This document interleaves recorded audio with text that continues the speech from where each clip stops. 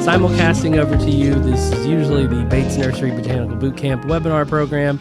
Today is Quoi. It's a fancy Plantsy Q&A where we answer your questions live. So we welcome your questions on Facebook or Zoom. We're just chatting right now about things going on at the nursery, and that's great too. You know, there's a lot going on in the nursery world. Spring is sprungin', and we are running around like crazy here. Spring is sprungin'. That's right, Tyler. Yeah.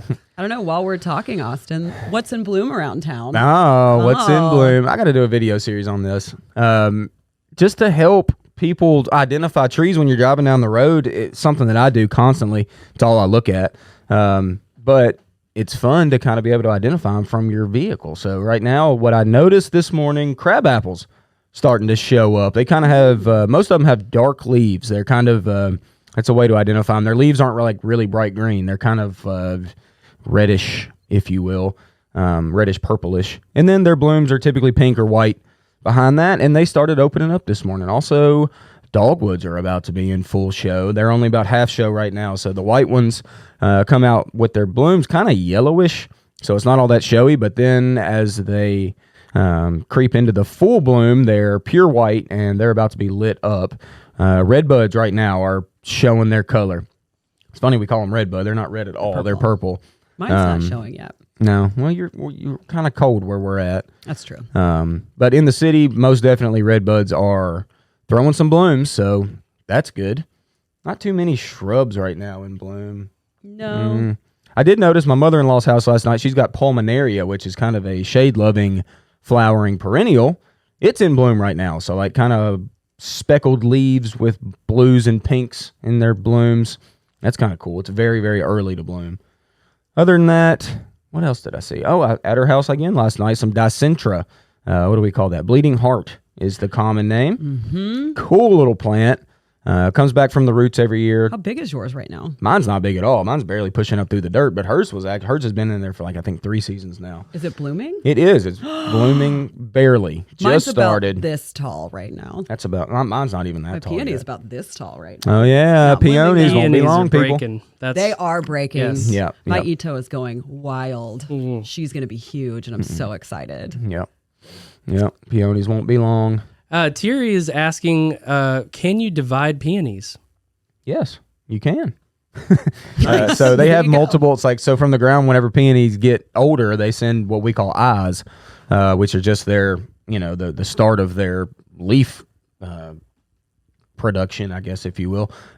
So if you can get in there and kind of saw some eyes and separate them, that's the easiest way to do it. And they're a very hardy plant. So we're typically going to do that, though, whenever they're dormant. You can do it now, but their leaves are already up, so it'll stress them a little more. So if you want to divide them, if you're going to do it now. If not, just wait till the fall and into the wintertime and then do it over that period. And you'll probably have better success. But they're an easy, hardy perennial. So, yeah, it can They're be my done. favorite. I love them. Favorite? Yes, I think. I have a lot of favorites, okay? It's one of them. Well, a lot of people love peonies. They're gorgeous and they're easy. They are. They're a long-lived perennial, too. I mean, there's some that have been planted like 40 years ago still coming back without a problem. So Those will be mine. Mm-hmm. They'll be long gone. They'll still be going. Yep. The Itos, have you guys already talked about them being stronger to support those blooms? We haven't talked about them. I mean, I mentioned mine is really pushing. Yeah. Uh-huh. They're talking about Ito peony. So it's spelled Itoh, Ito. And it's a hybrid type of peony that has really, really sturdy stems. It's a very bushy plant, very sturdy stems, so the blooms do not flop, which is nice because most peonies, as you know, if they're in full bloom and we get any kind of wind or rain, they're going to flop down to the ground, and then you're highly annoyed. And there you go. So these Itos they're more expensive. You're going to have to pay for them, but worth it. They are worth it. They really are. They keep those blooms up high. Well, and mine is pushing from old wood. So instead of just coming from the ground up, it's coming on last year's growth. Yeah, which is the tree. the tree form type. Yeah, so that's the cross that they did. They crossed the herbaceous peonies with tree peonies, which gives those really sturdy stems with the nice big blooms we all like. So And they're amazing. they are. We got I a can't wait bunch to of see them. mine. Yeah, we got a bunch right now. So widely available, multiple colors. Good plant. Definitely. We got a lot of fruit trees in as well, didn't we? No. No? We did, but did we sell fruit through is them super already? popular. They're already, tons of them are gone. Wow. People really loaded up on fruit. Yeah, so we've Selling I mean, like we still hotcakes. got some. Don't get me wrong. We've got some plums. We got some peaches. Got some apples. Got some figs. Try your little fig. They're not bad. But yeah, we're gonna try to bring some more in for sure. But yeah, we've been picked over a little bit. But like I said, we'll get more. Definitely. If you're just joining us, I know we got some other people here in Zoom. This is a live Q&A show. It's Quoi. It's a monthly Q&A. We are working on doing this more consistently now that we have our ducks back in a row. We've renovated the green room here with some paint and moved some things around, and things are more efficient. So we just hope to provide you answers. You might be digging in your garden right now. You might be finding crazy stuff from the winter. You might be wondering, well, what kind of soil do I need to add to my beds? You might be wondering, can I make amendments with certain fertilizers? We're here to talk about all that. That's the key. Whatever you're wondering, ask us, because that's why we're here. That's right. Yep. This doesn't work very well without questions. So Yes. We can't keep talking though. we can. Yeah, we can and talk forever about plants. We'll be answering questions as well live on the At Home show. That's Saturday mornings at 8 a.m. We're again piggybacking on their channel today. Definitely, that has been a really great place for us to get people's questions answered. We also take questions through Instagram. We usually post a question sticker for that. So if something comes to you later, you can catch us later this week. That's right, Tyler. Let's talk about some very common questions we get Oh, all the time. there's a lot out there. That's Very, good. very common. Yeah, let's go with that. One thing, when do I plant? No matter what it is. It could be any plant. It could be perennials, trees, flowers, vegetables, whatever. That question comes up. Is it okay to plant it right now? Well, yes and no. Okay, so right now, if you're talking about doing a vegetable garden, what should you be planting right now? Onions and potatoes. There Need it to get is. them in the dirt. So it's time to get them going. They can take it chilly. As you've probably noticed, your lawns are covered with wild onions that are coming up through the grass. I know my yard's littered with them. I got to get in there and cut down. I cut mine down yesterday. Good for you. I haven't got to mine yet. I haven't had my first mow of the season yet, but like I said, the onions are through. And when you see that, you can replicate that in the garden with putting your onions out, and they would pop up early too. They're just a naturally early, coming up plant. Yes, exactly. And potatoes are the same way. Now, potatoes are kind of cool because you can put them in early, and they can come up. And if they're up and their foliage is up and looking good, and then we get a late frost or freeze, it will whack back that foliage for a little while. But the good news is they will send up more stems and be just fine. So it is totally fine to get the potatoes planted right now. I know that doesn't seem right because potatoes are extremely closely related to tomatoes, which we are not going to set out quite yet because they do not deal with a freeze, and they will not regrow typically from their roots if they do get whacked back. So potatoes, much different, but it's time to get them in. And a little fun fact, if y'all didn't know, is that potatoes, whenever you get them, they've all got eyes. So they got those spots on the potato, like Tyler's eyes, There it is. that you can cut. So with one potato, you can get maybe, 5 to 7 to 10 eyes off of it, plant those directly into the ground, and each one of those will come up and make a plant as well. So if you're balling on a budget and you're trying to get as much veg as you can for cheap, cut up those potatoes and get more of them. But it's time to plant when it comes to those things. There's a number of other things you can plant too, and a number of seeds. Seeds is another common thing, like when to plant seed. Most seeds, they're not going to come up until it's time to come up. So, if you can drop them on the dirt and have them down, they're just going to lay there until it's time. And whenever weather warms enough and whenever they're ready to perk up, they will. So if you want to go ahead and set your seed out, go ahead and do that too. Yep. I have actually divided up and quartered some potatoes just from the grocery store and put them directly in the dirt. And they really respond to that. Amazing growth, covered up my whole raised bed. And, what would you say the harvest time is for potatoes? Like 60 days, 60 to 70. 2 months. Yeah. 60 to 70 days is typical. But what I tell people usually is dig one of them up. If you plant 10 potatoes, if you're worried about when to harvest them or when not to harvest them, whatever, like I said, wait about 60 days and then dig one up, see how many you got. Yes, and then that'll tell you if you're going to dig up the rest or not. that's probably one of the most magical things about them is that when you put your hands in the soil and then you feel the the potatoes in there and they're all clustered, and then you rip them out and you're like, I can't believe all this came from this one little thing. It's amazing. I've grown them once and I got too many and I never did it again. That's a theme with a lot of garden plants. People don't. You got to. A lot of things, if they're happy, they produce more than you can really eat, especially things like squash and zucchini and cucumbers. Those are kind of the big three. Those plants produce an amazing amount of fruit whenever they're really healthy. So don't take up so much of your garden with those plants because those plants get very big. Cucumbers sprawl all over the ground. Squash and zucchini, they get wide. I know. But if you want to grow a number of different plants in the garden, don't take up so much space with squash and zucchini because they take up a lot of space and they produce a lot. So 1 or 2 or 3 plants is maybe all you need for a family. Yep, and I've got my lettuces coming along too. We also have a lot of lettuce at the nursery and the cold crops as well.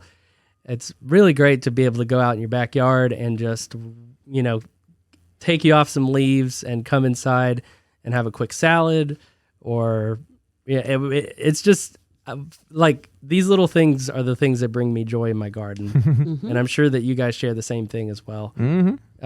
I think this has probably been my most successful cold crop year yet, just because I've got my raised bed and I built a little cold frame. I had an experiment with a rectangular PVC frame that went horribly wrong and had clear plastic over it, but it was literally just a catch basin without any drainage for water. So I had an impromptu bird bath that I didn't know that I made, as well as some cold crop cover.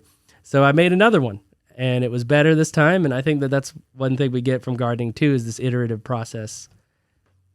Tyler's got an amazing garden. We did a garden tour of your garden, which I don't think has been released. It will come out one day. And the whole world will get to see it. Oh yeah. I was impressed. Yep. And, what's crazy about gardens is that, last year is not going to be the exact same as this year. And there will be new plants. Some plants might have died. Things change. I mean, I moved a few things around even since then. New pests every year. Oh, gosh. The pests. The pest. I mean, speaking but of also squash visitors. And zucchini, I always have problems with pests on those. Yeah, squash bugs. Squash borers. They start strong and then they just die. Yeah, if you can get them in earlier, the squash, like as early as you can, you have the best chance of getting a crop, and also a lot. It helps sowing a lot. But those squash bugs show up kind of later in the season. They're evil and they take everything out. They are. They're not very nice. I was always, every time I get home from work, I'd be looking under those leaves, picking the eggs off, and then the adults, I give them a flick. Yeah, speaking of the eggs, look on the back sides of the leaves, the little yellow eggs that'll be on there. Yellow just pop them. Yeah, and brown. Yeah, that's really the really good method. That just goes with all of it, looking at your plants, honestly. It's just taking time to go out every night after work. Observation. That's right. Yes, that's a big one. It is. With house plants as well. Yeah. Always looking at those. Oh, man, yeah. Speaking of, what'd you do yesterday, Caroline? In the greenhouse. Made a video. Oh, yeah. I did make a video. Yeah, you're right. I was like, I don't know. I did a lot of things. I watered some plants. I cleaned some plants. I also released 6,000 ladybugs. 6,000. 6,000 Oh into God. our houseplant area. And it was beautiful. They were so active because it was warm, and I loved every second of it. They're a great thing. You can order them online for your outside garden or in your home if you want ladybugs inside your house. They do wake. No? Austin was shaking his head. No, I would do it. I don't want Okay, ladybugs fine. in my home. I mean, if you've got a little greenhouse. Yeah, if you have a home greenhouse or if your house is a greenhouse like mine, you could do it. But they do wake up really thirsty. I got a lot of good videos, and they're cool. They'll go find water and then kind of, surround it and drink, and then go eat all the pests that you might have on your plants. There is Aphids. They love aphids. Love I think they eat 6,000 during their life cycle, or can, which is a ton. And aphids are Probably the most common pest. probably the most common pest, especially on tropicals, which, as we mentioned, we'll be getting in this week or next week. So I see them on hibiscus a lot, and customers call with questions about what are these bugs on my hibiscus, on the blooms, usually aphids. So Aphids are not picky. They're on outdoor plants, trees, shrubs, annuals, perennials. They are in quite the abundance. So if you catch them early, you can get rid of them. pretty easily. But if you let them go and you don't see them for, say, 2 to 3 weeks, they're really, really good at producing babies. Oh, yes, they are. So 10 of them go to 100 real quick, and then 100 goes to 1,000,000 real quick. And so then they're taking over. Yeah. A fun way to get rid of them, though, is to just basically waterboard them, just spray them off of your plant. I set my plant on the side and then spray them like against the leaves, or I guess with the leaf, so it doesn't hurt them. yeah. And you can just spray them right off, and then I'll usually spray it down with neem oil or something. But And that's a good care of control, it. really, for like most pests. Like if you can start with water and just literally blast them off first, like that's a good control method without having to use any chemical products, which none of us like to use. Let's be honest, we don't like spraying stuff. So like Caroline said, being organic with the neem oils and the soaps is a good method after you spray down. But use your hands first. I mean, pop those bugs. Just No, it's wipe so them off. gross. It is gross, but man, it's effective. You're actually killing them. And then using water, like I said, just blasting those things off is a good start. I mean, there is something about getting a handful of aphids and just ripping off of a hibiscus bloom. Got another question in here. Had problems growing tomatoes for 2 years. Looking at the roots, I think it's nematodes. Any help or solutions? Oh, nematodes are like, I think like the second most abundant creature on Earth. And there's good nematodes, there's bad nematodes. It's hard for me to tell without really seeing what's going on. I don't know if you're listening. Is this a raised bed or is this just right in the ground? Kind of need to know that. But if you're having trouble with tomatoes, maybe you need to get the soil tested. Taking a sample and taking it up to the Ellington Ag Center and let them really look at it Said under a microscope. In the ground. It's in the ground. Mm-hmm. Okay. Well, there's nematodes, like I said, in abundance in the ground, and it very well could be that. It could be a number of other things. I don't know where you're growing. This is random, but it happens. Walnut trees, if it's anywhere around a walnut tree, like within 80 feet of a walnut tree, it produces a chemical called juglone that halts the production of tomatoes. I mean, literally just like pretty much kills them. So if there's a walnut nearby, How many feet? like 80 feet. 80 feet. Like as far as the roots can stretch. Yeah, like it's pretty from the main tree.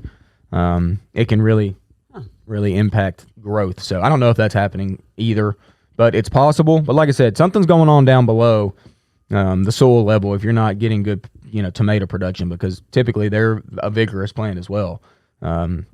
Maybe moisture related issues is a problem, but if like you're I not said, getting any blooms, calcium also might be a deficiency there. yeah, there's a deficiency somewhere, or if you do have an abundance of nematodes messing with the roots, that could be an issue as well. So, but yeah, getting the soil tested could really help you out, because they'll give you an analysis of exactly what your soil needs: parts per million, nitrogen, phosphorus, potassium, also calcium levels. If you need to add lime, if your pH is off, your pH may be a little high. That's not good for tomatoes. Tomatoes are in that 5.5 to 6.5 range of a pH is where they want to be for optimal growth. If you're not in that range, then you'll see some issues as well. And typically, either lime's going to be needed or nitrogen is. So get a sample. And then if you do get a report back, you can come up here and we'll get you what you need to put it on that dirt, get them tomatoes growing. The walnut thing is interesting. It is.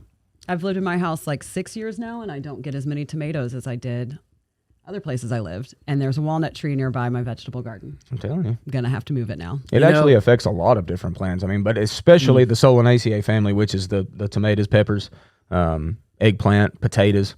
All of those are greatly affected by juglone poisoning, which is what comes from walnuts. Wow, I learned something on our webinar today. See? There you go. Look at that. Mm-hmm. Yeah, I didn't know the name for that. I know that there is an issue with them that people were talking about. It's the genus of a walnut tree is juglans, and it produces juglone, which is the chemical. Yeah, makes sense, huh? It does. Perfect sense. Yeah. Little jugglers come out and steal your plants. Oh. Yeah. Bonnie's asking, any walnut or just black walnut? Specifically black walnut. Now, English walnut, we don't really grow English walnut too much around here. You can, and we actually have some, I think, right now. English walnuts are really, really tasty to eat. But its genus is still juglans, and I would assume it would produce juglone as well. You just don't see English walnut here as much, so we don't typically talk about it. But mainly black walnut's going to be that one you got to watch out for. I should cut mine down. There's one literally on the far side of my garage, actually on my neighbor's property, but it hovers over my garage. This year, it just started producing walnuts. Uh-oh. And I heard that knock, you hear, and I was just like, what is that? Because it hasn't happened before. Yeah, my land's littered with walnuts, and there's little sheds in the neighbor's barn and all that, and it's very loud whenever they start to drop. It is. It startled me. It's scary. I have a hickory tree above my house with a metal roof, so that's also startling. Yeah, I grew up with a hickory tree in my yard, big one. But eat my fill every year from it. It's great. I'm a little mad that hickory is not our state tree. I'm just gonna throw that out there. Are you? Yeah. All right. Why is that? Because we've got Old Hickory Boulevard, like 8 of them, and there's Old Hickory seems like everywhere. And Andrew Jackson, right? Isn't he? Sure, he's a guy. He's a guy. But he was a Tennessee guy, and don't we call him Old? Isn't he like Old Hickory? That's literally his name. He got it from, I believe, the Battle of New Orleans. Exactly, and he's a Tennessee-born president. Sure. And our state tree is the tulip poplar. The same as Kentucky But that one's so Indiana. pretty. I do like that one. Are you saying? Wait, I have one of those in my yard, too. Both of those states have the same tree? All 3 of us have the same state tree. Well, it's us, a beautiful Kentucky, and tree. Indiana. It's pretty nice. It is a nice tree, but they've already got that one. There is not a state tree with a hickory as their state tree. Why is it not ours? I actually wrote a little letter to the Arbor Day Foundation Did you really? and asked them to switch it. Yes. Did you hear back? Negative. Oh, how Well, long you ago can was see that? where Maybe we're you should at. write one like once a month. Oh, this was like a year ago. I got upset. They sent a survey out, I thought you as were they gonna do. say like 10 years ago. No, this was like last year. I'm sure the Arbor Day Foundation is a big lobby for the state of Tennessee for their state trees. Well, they asked. They wrote on their little questionnaire, their survey, do you like our state tree? If not, what do you think it should be? Oh. And it should be a hickory tree. I think shagbark hickory specifically. I think you go ahead and write them again. Yeah. Tyler, get him on the phone. Can we? Get them on the phone, Tyler. This is not a call-in show. Okay, so another question here. We just transplanted a black walnut that self-sowed in the front yard to the back of the property. It'll be interesting to see how it goes. It's 2 years old now. Mm-hmm. You'll Yeah. see some quick growth. You plants, will. When they're young, they typically grow quick. Now, hickories and walnuts alone are not known to be fast growers. They're simply not. Hickories live a very, very long time, but they don't grow very fast. But whenever a tree is young, they tend to shoot pretty quickly. So you'll see something pretty quick. Walnut's a pretty little tree. Compound leaves. I do like it. I like the bark. The very fissured bark for sure. You can tell one even when they're dormant. They're fairly easy to identify when they're dormant. My walnut tree that I've talked about quite a few times now this morning, my neighbor did cut it down because it's in between our property line when he put his fence up. And in a matter of like 5 years, it's already huge again. Mm-hmm. It just grew right back out. They shoot up. And you mentioned It's earlier taken whenever over you that cut fence. it. His cows are going to get out. Also, though, whenever, like you had said, you're going to cut your walnut tree down. It's just going to come right back. That, but also roots the are still surrounding soil that was around it does not just like once you cut it down, get rid of that chemical. So it's going to be in the Well, that's soil. heartbreaking. Oh, because it's in the Going to be roots. persistent for Yeah. a while. Yeah. Well, just move my garden. Move down the a little veggie bit. garden for sure. Wendy is saying write to the state legislature. Oh, So if you wanna there you go. escalate, Thank you, Wendy. Bypass the Arbor Day I'm Foundation. telling you, You y'all might- get on board with this. Is there a Cheatham County representative at the state legislature? I hope so. They're You better need be. to. You got to tug his coattails. That's right. Uh, Because I am a Cheatham County native, baby. Now this Yes, is you where are. you and Wendy differ, though, because Wendy says I vote for dogwood trees. as our Oh, state tree." Ooh, Wendy. Wendy. Dogwood. I like dogwood. I like dogwoods, Wendy. I have 4 of those. I like dogwoods too. I do. I like Someone dogwoods, seems stressed but right now. dogwood is the state tree of Virginia, I think. And come on, is it? Wait, am I wrong? I might be wrong. I decided to learn all the state trees of all the states a number of years ago, and I actually drew myself a little map and like wrote all the botanical names of them, and I have it on my fridge right now, and I look at it like every day. Maybe in our Instagram stories. I'm later seeing today, we can have you Missouri. List them all and see Missouri, that's it, not man. Virginia. Well, no, Missouri. Virginia has it too. That's right, dogwood, Virginia and Missouri. We're going state Yep. by state. and you're gonna There we list them go. all. Yeah. We won't do it. Never thought we'd go here, did you guys? No, I didn't. I didn't think we were going here today, but But Wendy, I like your suggestion. it's. Yeah, I mean, but there isn't a hickory for anybody's state tree. We It we is a need great to tree. be I that. love mine. We are a standalone state. Okay, we don't need to be sharing it with Kentucky. First off, nor What are you saying Indiana. about Kentucky? Hey, Bonnie, just to let you know, yes, we have shagbark hickory here at the nursery. We have 7, and they're 3-gallon size. So, yeah, we do. We try to carry a big selection of natives. We're working on that, like expanding that as well. But we carry a lot of native plants and trees. Speaking of natives, we live in like the hardwood deciduous tree capital of the world. And I just want to say that because it's fantastic. The amount of tree species and genuses that we have in our woods here is staggering. So taking a walk out and just looking around at the trees is so fun. Seeing different varieties. I mean, it's fantastic. The amount of weeds we have here are crazy. Native shrubs. A lot of edible weeds, too. A lot of edible Yes, weeds, so blackberries. I mean, people ask me if I grow blackberries. I'm like, I ain't got to grow blackberries. I got a field of them. I do too. I mean, they're everywhere. They There's take runners. I mean, I do in the city just because it's over. I know you do. You have You a can nice come one. out to the country and pick all of my thornless. blackberries. The Yeah. thornless varieties are cool. Mm-hmm. My Mine's wife and my definitely kids not just thornless. pick them every summer. They're just Mine attacks me. The ones with thorns, those that just thorns. means they take a little bit of you with them, They too. do, So yeah. as you take a bit of them. You know how It's many like an times- exchange. You know how many times I've been on my lawnmower mowing and a blackberry rips my hat off my head? And I Are they get that big over absolutely there? furious. They're right on the line where I got to mow, and it just grabs my hat. I lose my sunnies. That's so sad. I got to get off the mower. Got to Gotta get that it. hat back. The blackberries will Listen, get you. nature's a wild thing. And the blackberry's like, got your hat, man. Yeah. And it I just did it dangles, again. and it's just like bobbing I'll behind me. see you next week. Yeah. Seriously. Yeah. They do see me next week. Thierry's asking, do products such as neem oil and dormant oil have a shelf life? The concentrate specifically in the bottle or mixed with water?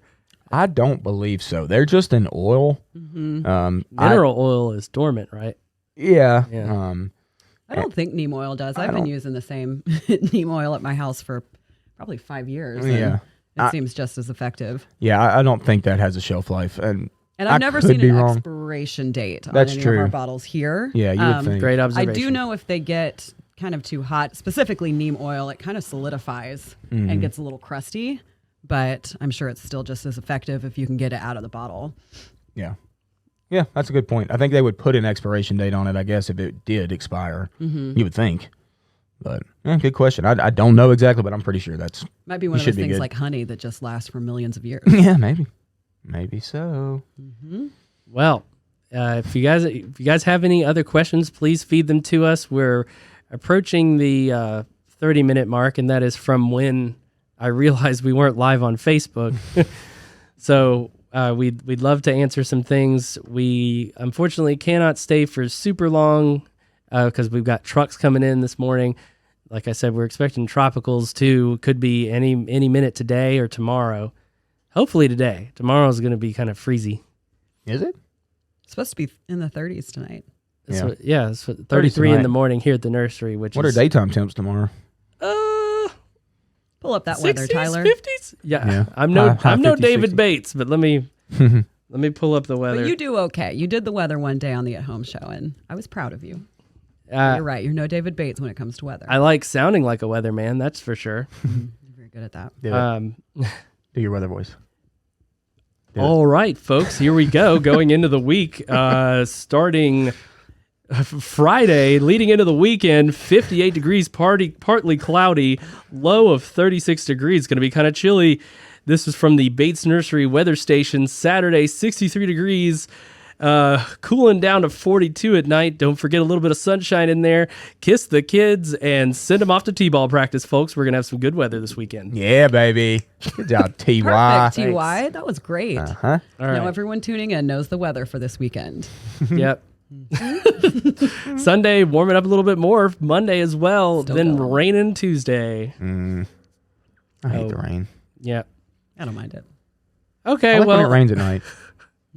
It is nice. this has been a great. This has been a great Q&A. We are very grateful for you all for tuning in this entire time. Like I said, we're gonna have another one of these at the end of April. So if you got questions, send us an email to info@batesnursery.com. Send us messages on Facebook or Instagram. If you're on the At Home Show page, you can leave us a comment on this video as well, and we'll address it either on the show later this week or next month. We might even pick it up as a topic of discussion. There's always stuff every month right now to discover. Oh, one other thing. In the woody area close to my house, there are briars that grow straight up, have large thorns, no leaves nor blooms, but they spread like crazy. How can I get rid of them?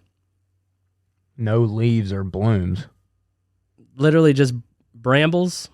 Yeah, but I'm confused by that. It's got to have leaves or blooms. I mean, I don't know of any plant that doesn't have leaves. Maybe I'm confused by this. Maybe observe them and see, with blackberries, they have these canes, and if the canes bend over and touch the ground, they can root themselves again. Yeah, those are aggressive. And that's how they spread so crazily. Mm-hmm. She says, yes, nope, no leaves nor blooms, big thorns. I'm going to need some pictures of this. Yeah, send us some photos. This is intriguing to me. I know my wild rose does the same thing, and if it's not getting a lot of light, it won't produce many leaves, and it won't bloom. And it has like these aggressive shoots that come up out of the ground, and it spreads. Yeah, wild roses are no fun either. I got a lot of those as well. So if it's in the woods and it's shaded, it might just have be that. minimally. I mean, there'll still be some leaves, but they'll be minimal. It's another really good question that we get all the time out here is that, can I put this sun plant, I've got some shade, will it live in the shade? Well, I want to go ahead and clear that up. Most any plant can live in the shade.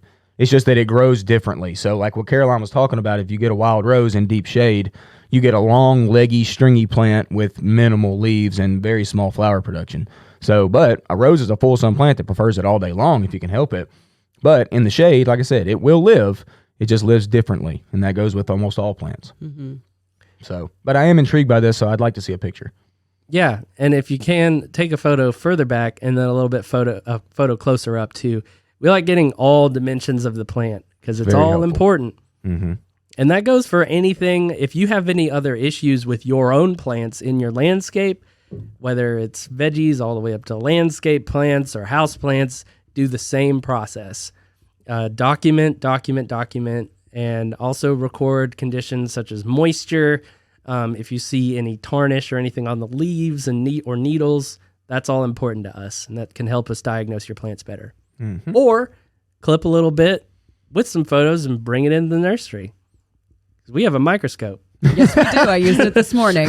We do have a microscope. It's pretty cool. You're right. So, Tyler, while we're on the topic of Bates Botanical Boot Camps, which you were just talking about, do you know what we have coming up for the month of April? I know we have quite a few things coming up. Yes, I believe they're going to be every Thursday. We have How to Plan Your Landscape with Ben Trest next week. Mm-hmm. So all about how to plan it, where to put plants, what to choose, put in those good spots. He's had a fabulous, by the way, previous series of webinars on intro to landscape design and drawing landscape plans. You should check those out as well. Yes, this is just fantastic. Yep, he's great. And then the following Thursday, which I believe is the 14th, we have Spring Bulbs with Melissa. So all about bulbs. And then the next Thursday, do you know what it is? Flower Power Shrubs with Austin. Oh, wow. Right here. Oh, yep. One of my favorite lines. This is going to be, power, this is like a webinar that was made for this man. Yes, it was. And I'm loud with my flowers. I'm going to register Bright, and bold. watch from the houseplant area. Are you? Yes, I'm going to live stream it. I'm going to project it on the side of the greenhouse. And then the last Thursday of the month, we are back to Quoi, our Q&A. Mm-hmm. I love that we can provide this. We need more Q's though, y'all. Yeah. We can't give you the A's without the Q's. But we can talk about plants. We can. And That's what we've done. Frustration over the state tree. Yes. So. Y'all get on board with this. Call somebody. Wendy wants a dogwood, and I'm kind of on board with Wendy. So Wendy, come out and we'll chat. That's what he loves she to do. did give you good advice about who to write to now. That's true. So Austin will draw up that letter. Maybe we'll proofread it next month and then send it off. You're going to certainly need to proofread it. Oh, please. We will help you. All right. Well, we got to get to work. We are working. It is. Yeah. This is fun. This is Got to do another degree of work. Now we got to go do hard work. All the work here at Bates Nursery is fun work. Yeah. Yep. Talking about. Oh, and fun. We had a plastic failure last night. A tree fell on one of our hoop houses. So we got to fix that. I got to go observe, see what's happening there. Fix that up. Yeah. Yeah. Okay. Always something here. Well, we're getting some thanks out there, so thank you very much. We're going to keep up this content for you, and please stay tuned. You can register for our boot camp webinars on our website, batesnursery.com, and you could scroll down to the Register Now button on the very main page. It's a slide there, and you can see the calendar of all of our upcoming webinars. We might not have added April yet, but we'll get that done as we go into the new months tomorrow, and we will see you in the next round. Thank you, guys. Goodbye.